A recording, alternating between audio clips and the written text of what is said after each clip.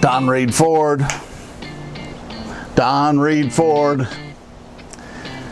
Don Reed Ford. No, I haven't lost it. Well, maybe a little. I'm just repeating the greeting I used to hear at one of our client dealerships. Don Reed Ford. In her defense, this receptionist must have answered over 300 calls a day, so she would literally go from one to the next over and over. Sounds a little tedious, doesn't it? Well, because of the way she answered, it sounded tedious to the callers too. It's like they could hear how many calls she answered in a day by her telephone greeting. Don Reed Ford. Okay, I'll stop. But if you'd like to be sure your inbound calls are handled as effectively as they can be, stick around.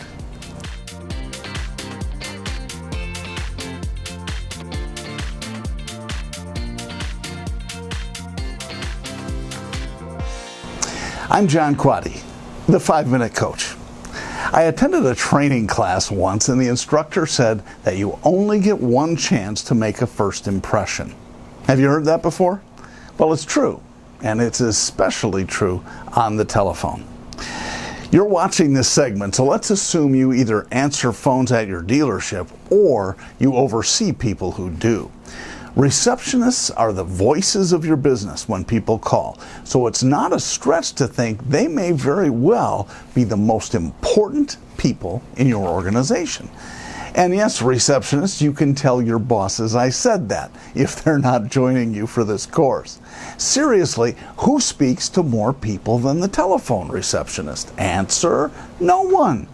And that means you have a wonderful opportunity to make a great first impression for your company with everyone who calls in. Now that doesn't come without its challenges, however. Let me show you. Play along. It'll feel a little silly, but that's okay. Hold up your right hand open like this. Okay? Now watch carefully. Make a fist. Good. Now make a circle with your hand like this. Okay? Now put it on your chin. No, your chin, not your cheek. Oh, where did you put your circle? Did I get you? All right, I told you it was a silly example, but it illustrates one thing. The majority of human reactions are based on visual input. On a traditional phone call, people can't see you, so the only thing they have to go by is what they hear. So here's the question, what are they hearing from you? If you're not sure, ask one of your managers if you can listen to some of your calls. Many businesses record all their inbound calls, and it would be extremely helpful for you to hear how you sound. Now, as someone who has listened and watched himself on camera and listened on the phone for over 30 years, I can tell you it's not always fun. Do I really sound like that? Is the first thing you'll think. But once you get past that, you'll quickly hear how you can improve the way you sound to your customers. Next, let's talk about the structure of an old school business greeting. It might sound like this. Good morning, Eleanor's Dance Studio. How can I help you? Okay, that doesn't sound all that bad, right? Well, let's start with the good morning. Have you ever said good morning in the afternoon? Has anyone ever corrected you on the time of day? Of course. And these days, sometimes time zones even come into play. So the solution is to stop identifying the time of day in your greeting. So here's how the first part of that greeting should sound. Thank you for calling Eleanor's Dance Studio. Ta-da! Thank you for calling eliminates the time of day and there is no negative impact on the call. Do you ever get angry callers? If not, you probably will as soon as this course is over. One of the best ways we've found to temper angry callers is to give your first name in the greeting. Now look, I'm not sure why, but it seems like humanizing the receptionist like that lets them know they're speaking with a real person. It's okay if you want to use a pseudonym instead of your real name, but just try it and you'll see what I mean. I'll show you how it sounds when I demonstrate the greeting in just a moment or two. The next segment of our old school greeting is, how can I help you? Aside from making a good first impression for your company, the goal of an effective reception greeting is to move the callers to their desired parties as quickly and professionally as possible. The thing that often happens when you ask, how can I help you, is the caller describes what he or she needs. Yes, I'm wondering if you offer beginning ballet classes for 5-year-olds.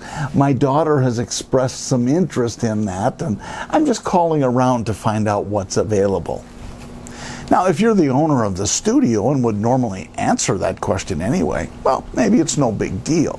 But if you'd usually transfer that call to someone else for an answer, then you've just made the caller repeat the story twice. Let's say we're in the auto parts business, though, because the questions can get a little trickier. Yeah, I'm looking to get a new exhaust manifold for my 1967 Chevelle, and I'm wondering if you have any in stock and what your best price is. Yeah, you're not going to find many receptionists that can answer that one. So it's going to be transferred to a parts person. Once again, to avoid the issue, just change your greeting. Here's how it sounds. Thank you for calling Eleanor's Auto Parts. This is Misty. How may I direct your call? See what I did there? Misty's not my real name. When the caller asks for someone by name or says, I need to speak with someone about a part for my car, you can simply say, one moment please, and transfer the call. Ta-da!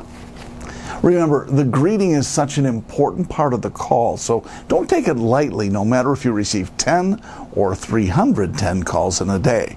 Make a good first impression and practice your scripted greeting before you start taking calls.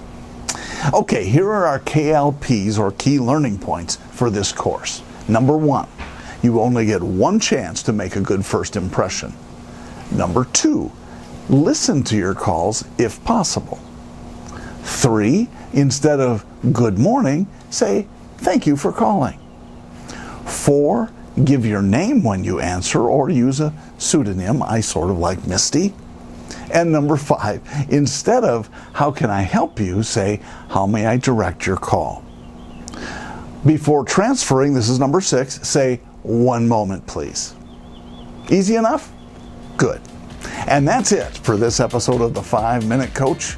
I'm Jon Quade.